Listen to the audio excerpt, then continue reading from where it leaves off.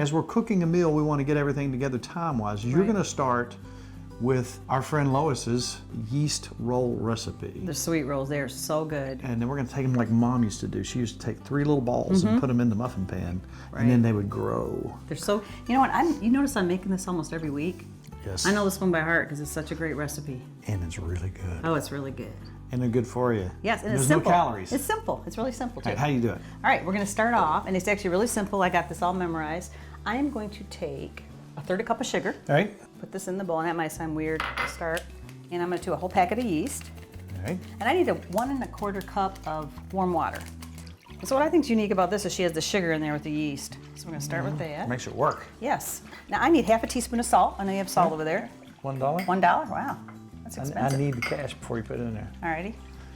Let me dump it? Yeah, thank you. Cool. And now I have a 1/3 cup of oil. That's just vegetable oil. And that's pretty much it for the wet.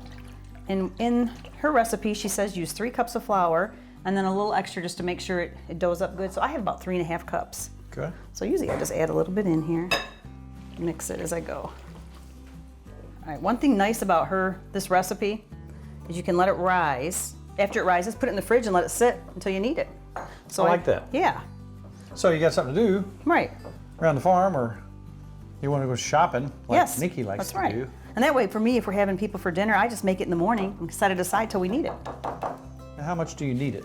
Just a little bit, just to get a ball, she said. So not a whole lot. And that's why I get a little extra flour. And if you think you need more flour, you can add it till you get it to where you want it. And I leave it a little bit sticky. And this looks pretty good. And usually I let it sit on the counter for a couple hours and rise. And then after it's gotten to where I want it, I just put it in the fridge until we need it. We're gonna let I'm digging it. I know it. That's so good. Something about when you're cooking yeast bread in the oven. Yeah, so It's good. really, really good. All right, now that we have this, we're gonna go ahead and let it rise on the counter a couple hours. Then after that, we can throw it in the fridge, and then we can use it whenever we want. Good to go. Yes. I like it.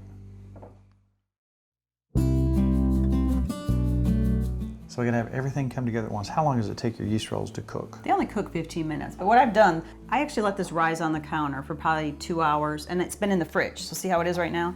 And it's cool. So It's doughy. it's doughy, but you can sit in the fridge, and I'm gonna do what you said your mom used to do. This is what she did. Yes. And I loved it because you could split them in 3s, and it makes the top grow out. Yeah. Oh, it's good. And we're gonna let these sit behind us and grow until they look good, and we're gonna actually put some butter on them too. So you said Now, what temperature and for how long? we're gonna put these at 425, and I'm gonna give it 15-20 minutes. We're gonna kind of watch them. It happens pretty quick. Yeah, to see when they're brown, and I'm gonna, like I said, put butter on them. Look at them. Breaks apart in 3 little pieces. See how perfect that is? That's what Mom These did. are, Oh, remember when we'd get sorghum and butter and put on a roll like this? those are so good.